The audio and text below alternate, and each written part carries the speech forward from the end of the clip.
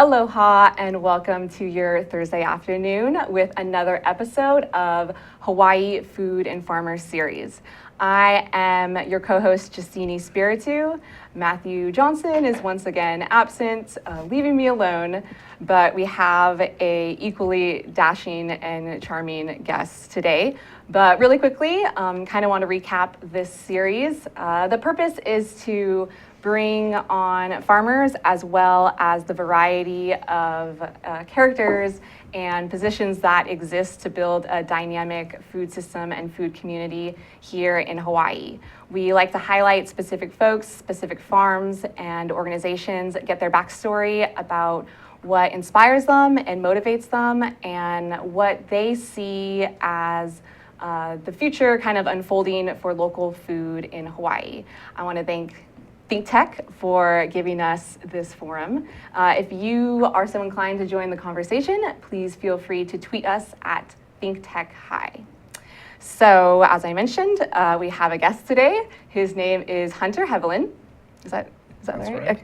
Right. Great. And so the two titles I put down for Hunter today is the Director of the Asia Pacific Center for Regenerative Design, and one of your more recent positions is Market Developer for FarmLink Hawaii. That's right. Yeah.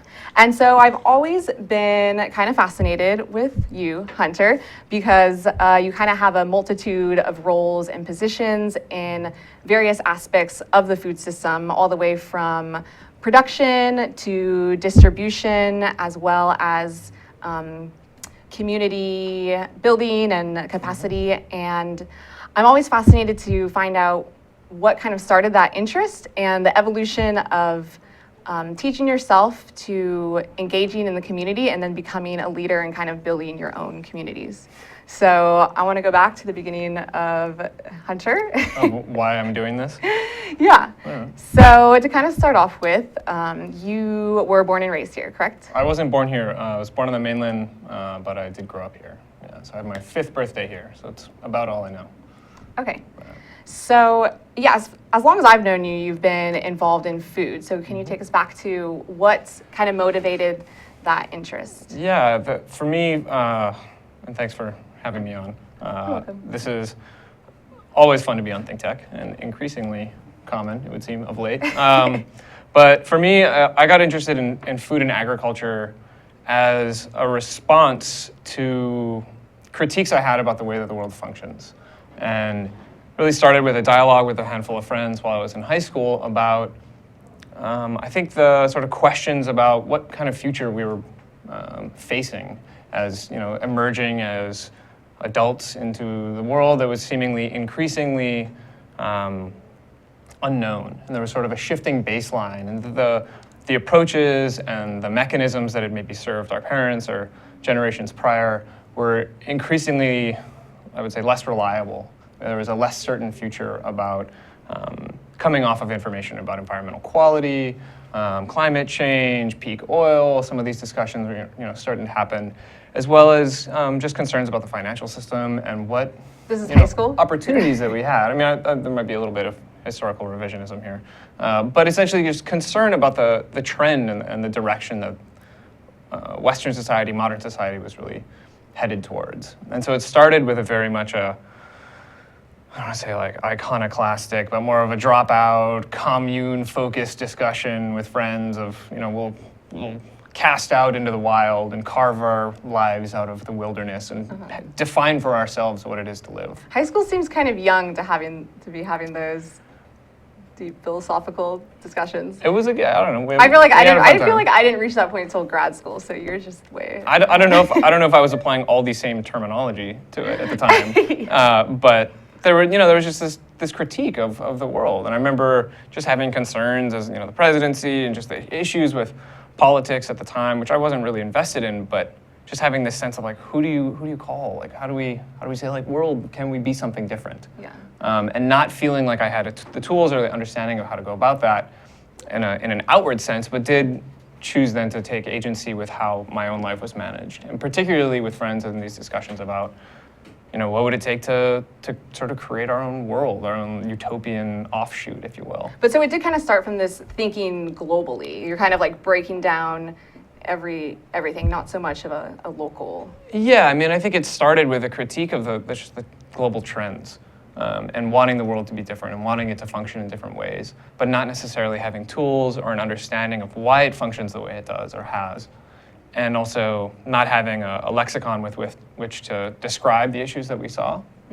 And really then just returning to ourselves to look at how we could limit our impacts, how we could become, I think really self-reliance was a big part of it. And so through that interest in self-reliance and saying if I don't support some of these systems that are at play in the world that I've been born into, that I'm really reliant on, that if I can do more for myself and some small hui of interested party, then we can reduce our reliance on these systems that we don't feel are supportive, as well as increasing our sort of autonomy and our agency over our own lives. And so very rapidly that discussion then got into, well, if we're going to drop out and create a commune, like somebody's going to have to feed us.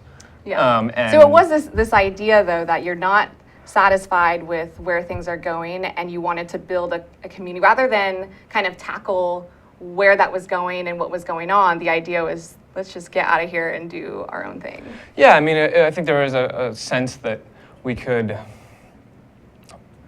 take the lifelines of our lives firmly in our grasp, whether that be our food, our waste management, water systems, economics, social structures, what have you.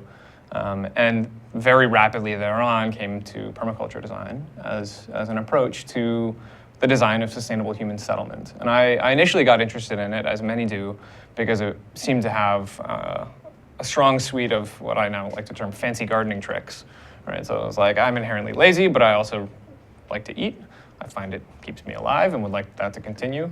And so I got interested in permaculture for the food aspects, but from taking a permaculture design certificate course, it really just expanded my perspective and started to give me some of the language with which to discuss these different systems and an understanding of the interdependencies and the relationships between our agricultural systems and our land use and our water systems and our economies, and really started to start pulling those apart, but was still mostly focused on myself in terms of how I could reduce my impact, and with a small cabal of like-minded folks, try and carve out a different way of being. So how far did you get in terms of let's build this? One of my best friends with whom this discussion had commenced has some land on the Big Island, and we spent a number of years over there putzing around in the mud and building his house and getting water catchments and waste management and ag systems in place. And okay, so it has kind of been created. Yeah, I mean, I don't think we went for the full anarchist utopian drop out and wear rags. That was maybe some of what was initially cast in our minds. But as everyone's lives developed, I moved back to Oahu from the Big Island and didn't necessarily have that same core group of people that I was focused on this particular piece of land with. And shortly thereafter got involved with teaching, just because I realized, I've figured out a few things from being involved with agriculture from a very practical sense. Interestingly enough, never taken a course on agricultural production or horticulture, but I teach courses about farming systems and whatnot, so it's been a very self-taught in that respect. With botany and agroforestry systems, I do have an academic background in, but with much of my work, early on, it was very much just from a hands-on, and that those techniques and skills were something that there was beginning to be a greater taste for. So everyone else, then it kind of seemed like everyone else was also kind of catching on to that. Yeah, I mean, I got involved with school gardens, and those were just starting to get going with Kokua Foundation, and discussions around sort of sustainability were becoming a little bit more in vogue. And it went from being hippie friends that were interested or to more talked about mainstream. sustainability to it finding a place in the halls of academia in a much more present way, as well as just in general society as a word that would be bandied about in whatever way it is today. Mm-hmm. Well, I think that's interesting if that did kind of become created over on the Big Island. The fact that you very well could have taken that isolated approach and stayed over there, but the motivation to come back, I think it's always interesting when you have that decision of creating something completely new, or how much effort do you put into trying to bring kind of the mainstream with you? Or it sounds like as you were kind of coming to these conclusions and picking things up, it became mainstream. So it was worth it to still kind of engage with. Yeah, I mean, I very early on had these opportunities through the greenhouse in Paua to take what I was learning for myself and begin offering it as workshops and classes about, whatever bits of gardening or water catchment or horticulture in general that people were interested in. And so I kind of just stumbled into that. It wasn't like I had set myself on, wanting to offer workshops or whatnot. I did get a taste of it when I had first taken a permaculture design course to say, it'd be pretty fun to get to travel around and work with these different communities and engage in that way. But I was still so early on in my understanding of a lot of these things that I didn't feel like I had much experience to stand upon, to speak from. But over the years, as those experiences have accrued and my education has progressed in tandem academically, that I feel like that because of that and the various things that I have been involved with, that there are more opportunities to engage through venues like this. Mm-hmm. So I'm also interested. To me, I think I didn't become interested in food until I moved to Hawaii, where being kind of an island, we have this kind of desperate situation. But was it always you do mention peak oil, so that was always kind of on your radar growing up, kind of the specifically dire situation for Hawaii. I'm kind of interested if, would you have had this same kind of progression if you were living somewhere else? If you had, how much does the environment of Hawaii kind of lead people to that? I think not everyone makes that connection of food as this central issue of like building the kind of community you want. Yeah, I mean, I think for me, I grew up outdoors quite frequently, just in Boy Scouts, and would be hiking and camping around all the time. And so there's a certain environmental ethos involved with that organization and how they, take kids out in the wilderness and just getting an experience that I think cultivated a sense of appreciation for the natural world that wasn't really in any way explicitly environmentally oriented. It wasn't about, creating crops of tree-hugging young gentlemen. It was more just that, it was more just a sense of duty of place and one's impact, explicitly and most explicitly in the quote natural world, and really didn't get into like environmental ethics in another way. But that did have an impact on me, and just the nature of growing up on an island, it becomes readily apparent when relatives are sort of like a distant concept, and because my family unit was pretty much the extent of my blood relatives here, so. It becomes apparent that just the distances and the gaps and the reliance on so many of these things that are being brought in, and just over the years having these sort of successive realizations. For example, just looking around at a classroom one day, it was like everything, with the exception of a handful of the students in here, was imported. Mm-hmm. Pretty much the majority of this building that we're in, right? So it just started me on a path of wondering about some of these questions, and then really starting to consider what the limit of my personal impact was and how maybe that wouldn't have the global impact that I was desiring. Okay, great. So thanks for that background. We're going to take a quick break and get into a little more of the specific roles you've had here in Hawaii, as well as where that's taking you outside of Hawaii. Sounds good. Hi, I'm Ethan Allen, host of Likeable Science on Think Tech Hawaii. Come join us every Friday at 2 p.m. when I interview interesting scientists about what they do, why they do it, and why we should all care about it. It's a lot of fun to see. And you can learn interesting stuff. You'll hear all kinds of fascinating science, and we know you'll have a great time. Hope to see you then. Bye-bye. Aloha, my name is Kirsten Baumgart-Turner, and I'm the host of Sustainable Hawaii at thinktechhawaii.com.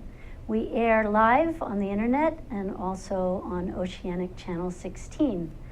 I'd invite you to come for a fresh new show every Tuesday from 12 to 1 o'clock. I try to bring on guests that give us a different viewpoint on aspects of sustainability in Hawaii, as well as trying to unpack some of the difficult concepts of measuring and achieving sustainability, particularly with regard to sustainable economic growth and prosperity in Hawaii. Please join us every Tuesday from 12 to 1 p.m. Mahalo, aloha. What did you say? Aloha and welcome back. This is Hawaii Food and Farmer Series. I'm your solo host today, Justine Espiritu. Thank you, Think Tech, for this opportunity. If you want to join in the conversation, we're talking to Hunter Heaivilin. Feel free to tweet in any questions or comments at Think Tech High. So thanks again, Hunter, for being here. We were just kind of going over your background, growing up here in Hawaii, and kind of how your consciousness kind of developed and started to focus on food. You know, for me, it's been very Hawaii focused, and growing up here, you also were able to go explore or work, and I'm interested to see how it kind of compares. How community development and food and agriculture in other places? Yeah, so how did the work you started to get into take you to other places, and the kind of the work you were doing there, and if you've applied that here? Yeah, I think to give a little more backstory on that progression is that I found after a few years of taking my course and I was teaching, and then started running essentially like an edible landscaping permaculture design business where we would work with clients to design their landscape, install, and help them manage it. And this, here on Oahu. This is in Hawaii, yeah, on Oahu and on the Big Island.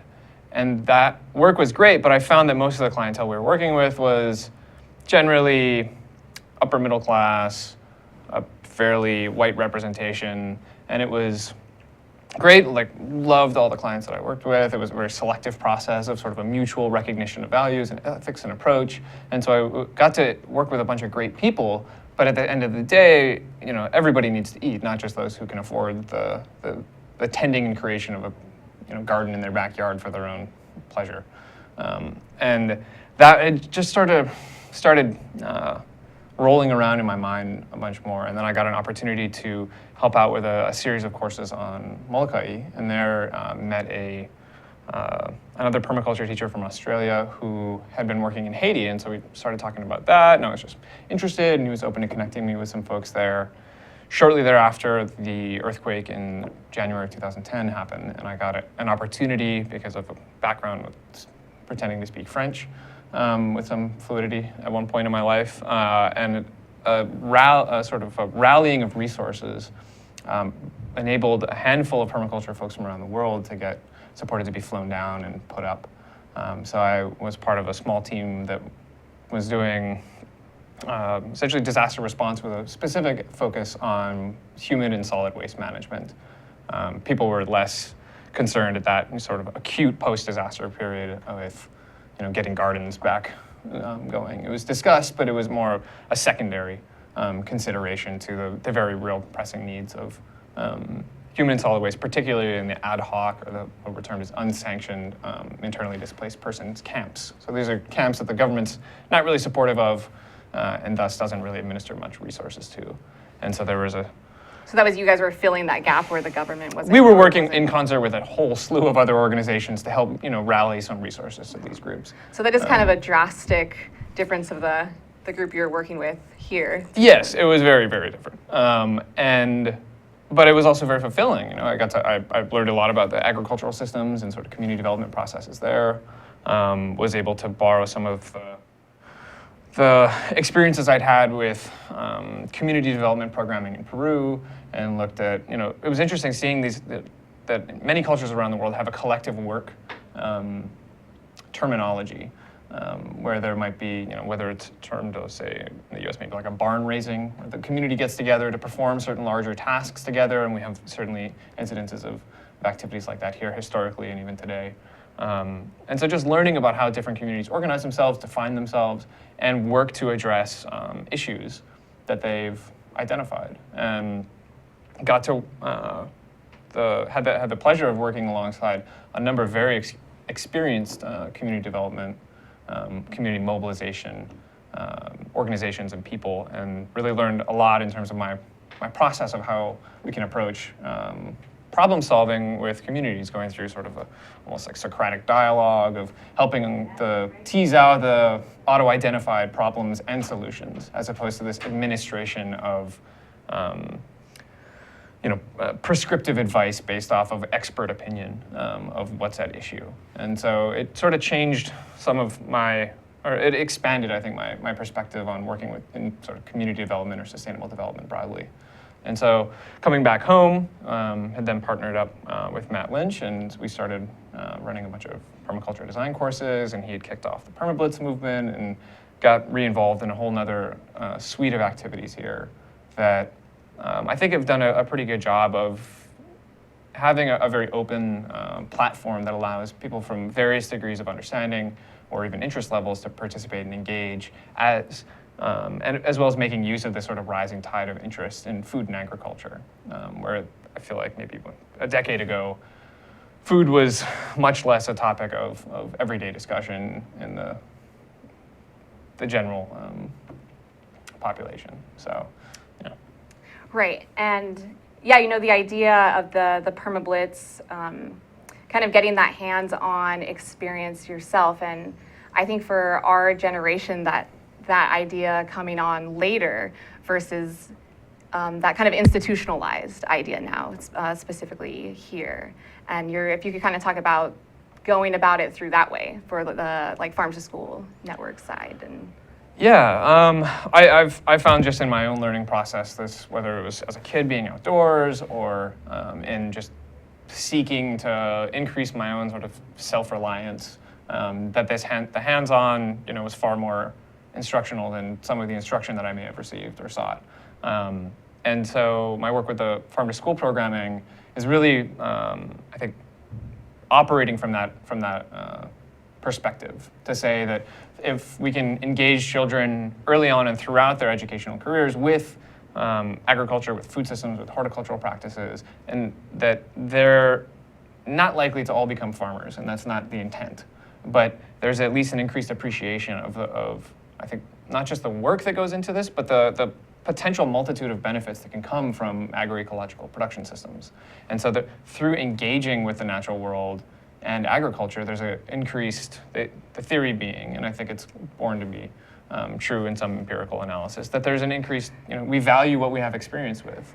I think it's a nice idea to kind of build that consciousness through this education and kind of hands-on experience versus the kind of dire situation that I think our generation kind of, that you kind of came to these conclusions, and your relationship with food and the environment kind of came from this idea of things were looking pretty dire. Yes. And this idea if we can kind of bring people into that appreciation and consciousness without it being a scary thing is nice. So I think it's much more enjoyable to operate from a solutions platform than the notion of an impending calamity. Yeah. And just in myself, I've been, I think, interestingly enough, feel like I have a more effective perspective on change making and am less frustrated or less concerned about the status quo as it is. Because you see the status quo improving? Because I think I just have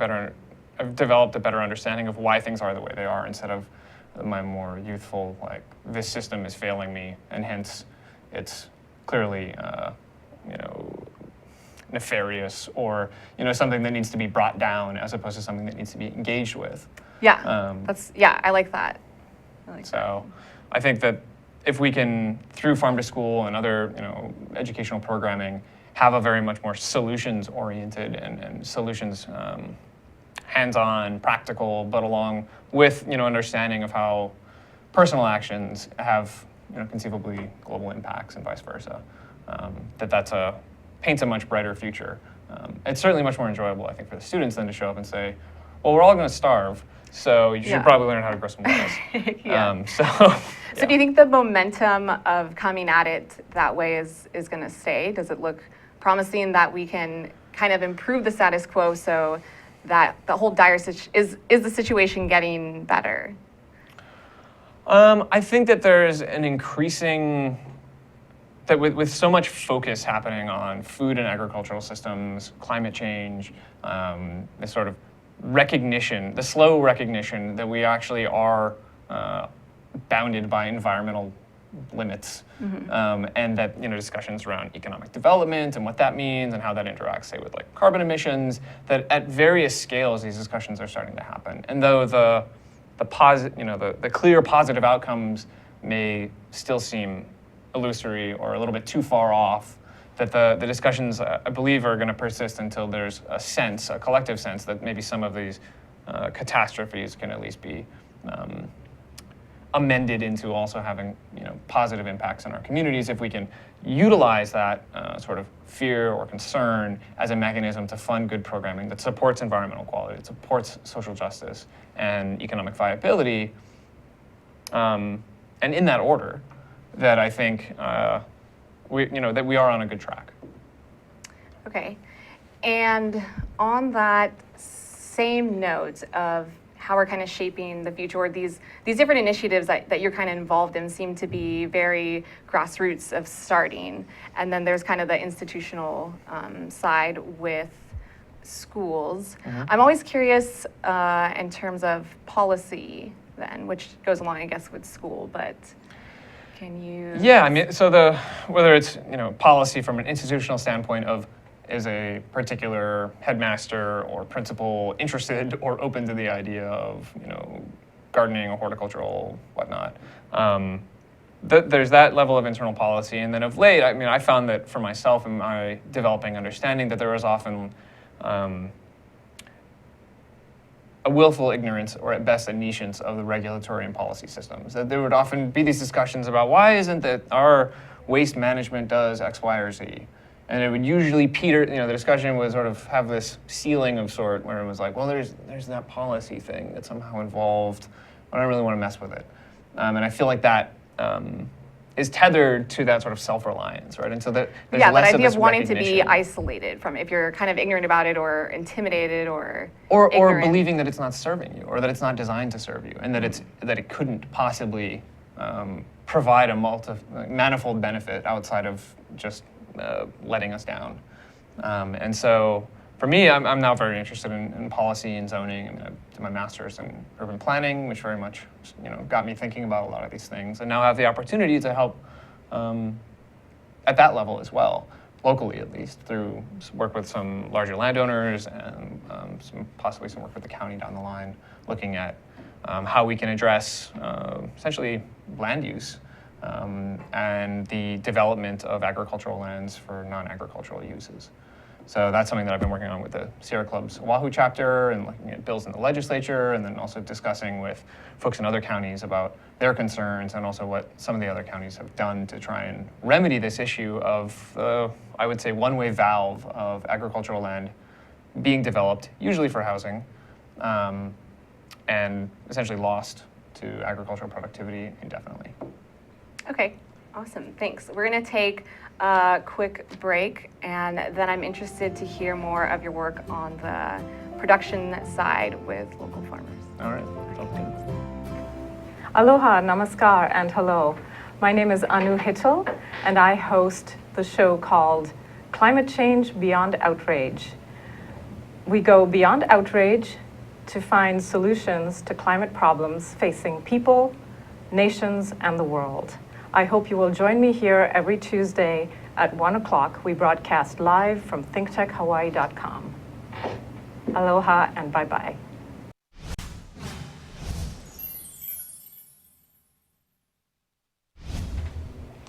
Hi, I'm Stan, the Energy Man, Stan Osterman, and I'm here to tell you about my show on Friday, every Friday, on my lunch hour, 12 o'clock till 1 o'clock here on Think Tech Hawaii.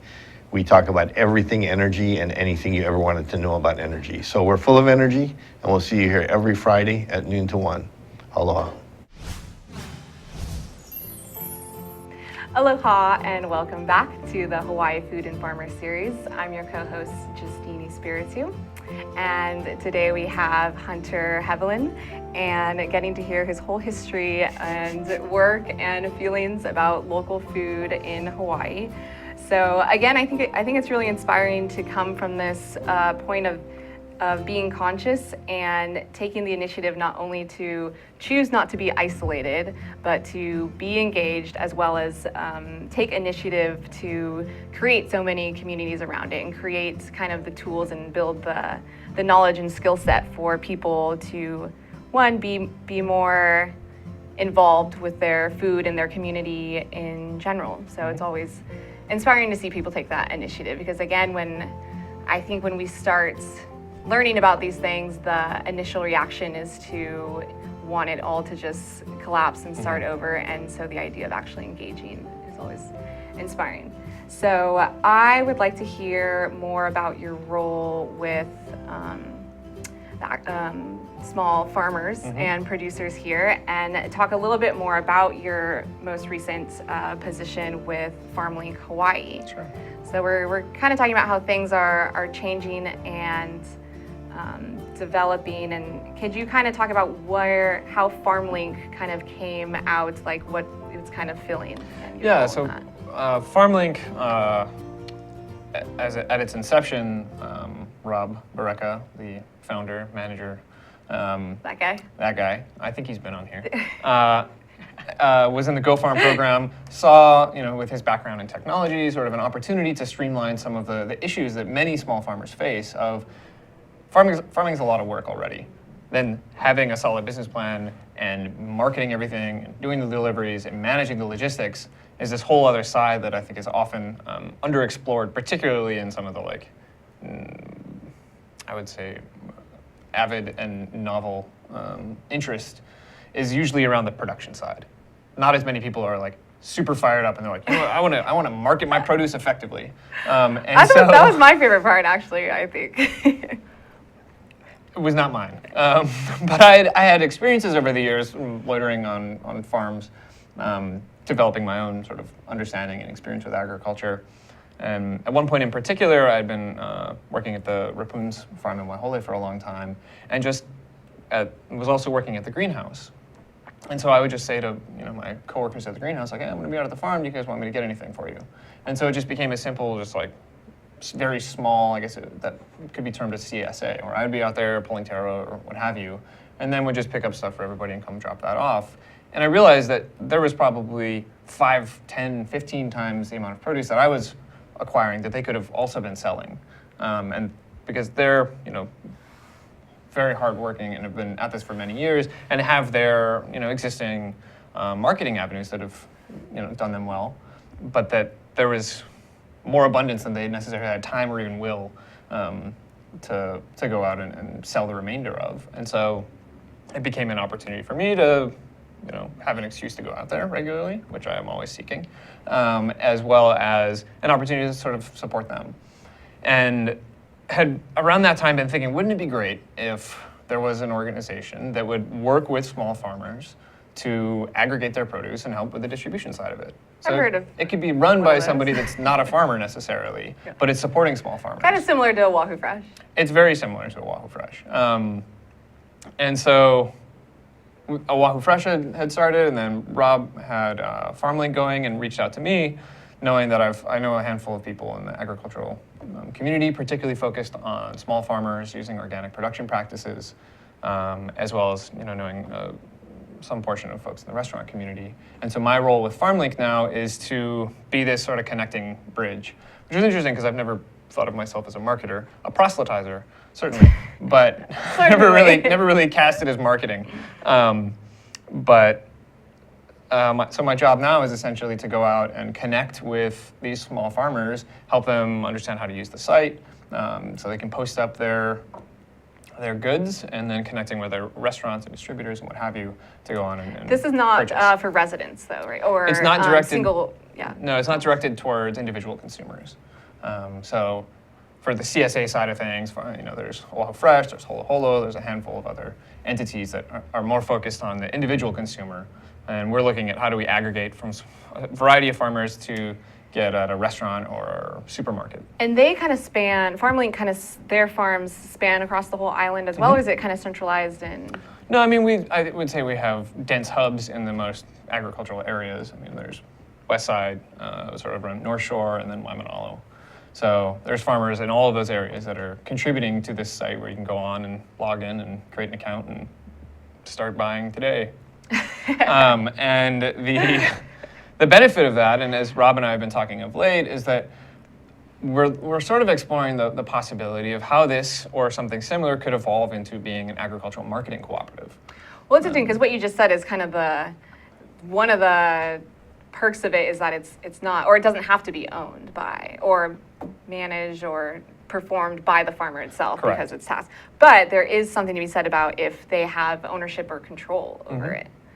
So yeah, the idea there being that if we can get the numbers set up correctly and demonstrate the utility of it to both the farmers and the buyers, to say like it's reducing your work essentially, that we can then start exploring the possibility of transitioning ownership and hence stead and direction back to those who are involved in the production, but also maybe looking at the way other cooperatives around the country have functioned, that they'll not just have producer members but also buyer members, and that can help split some of the costs that are incorporated, because at this point, the farmers are I think probably getting a slightly better deal than the restaurants are, and that's fine. It's about supporting small farm agriculture, but I think there might be a more equitable negotiation of how costs are distributed, that if we can get this hui going and have some good discussions about it, we could sort out what works for everyone and still maintain the economic viability of it. And so this is kind of a venue that's contributing to kind of building the capacity, essentially, of the small farmers and increasing their kind of market share.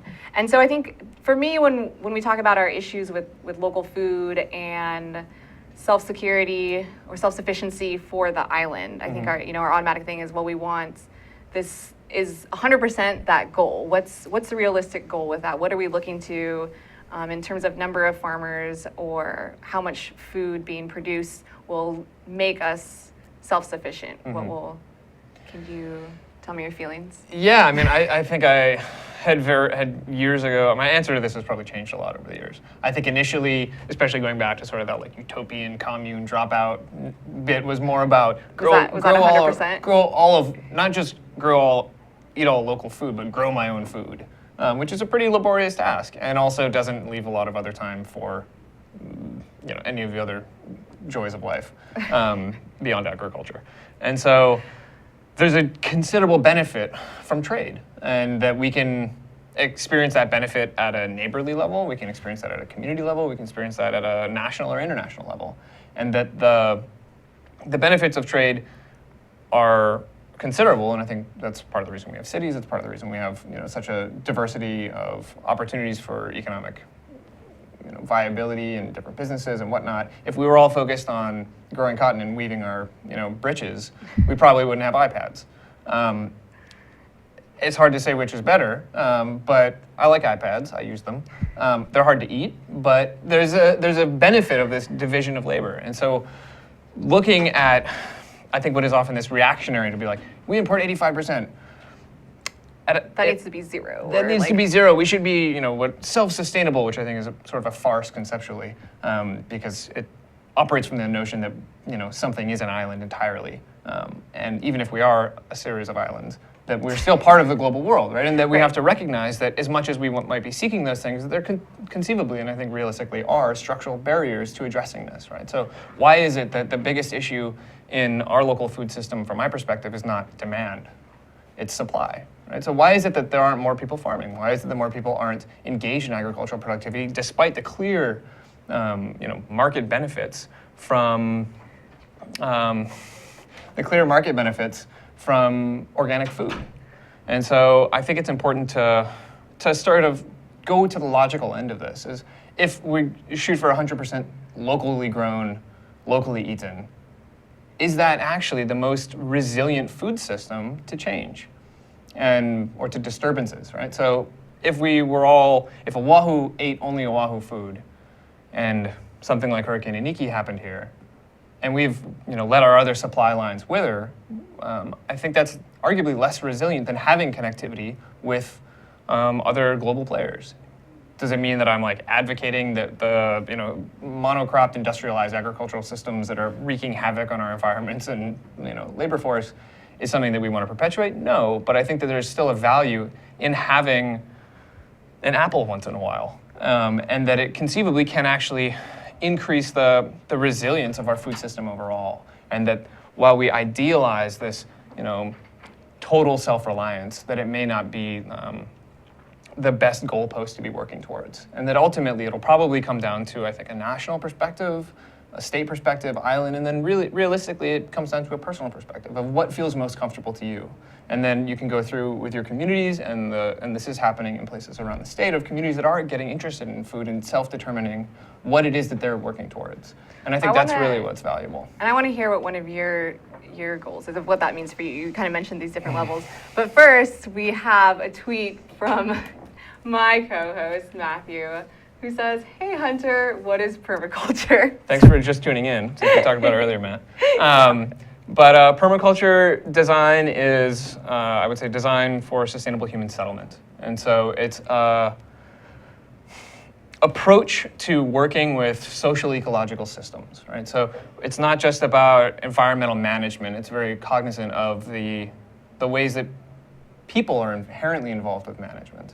And so while it looks at designing or pulling into its sort of framework agroecology, environmental sustainability, community development, and many of these concepts, it's looking at how our food system relates to our waste management, and how our waste management relates to our water systems or to our housing, and trying to put a bigger lens to it all, to say we can no longer just seek to optimize in silos these particular aspects of human society, right? So if we say we need more food, and then we mechanize everything and high energy, high input, chemically enabled forms of agriculture, really does increase our food, but it has all these other issues. Mm-hmm. And so we have to look, we can no longer, from my perspective, continue externalizing our costs, and that there's a considerable amount of opportunity when we begin to connect these different systems that allows human society itself to have less of an impact and arguably a better quality of life.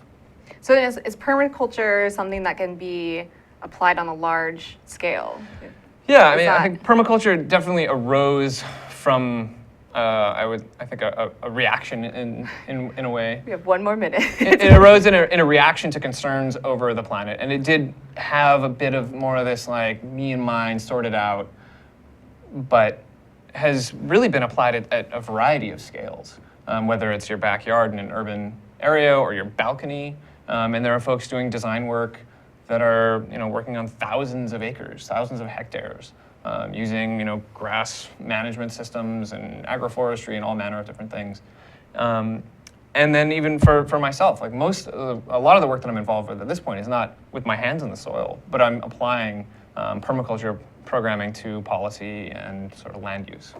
Yeah, that's great. Well, thank you so much for coming on and sharing your story, and I love to hear about the evolution of your work. And thank you for coming on. Thank you for having me. All right. Thanks.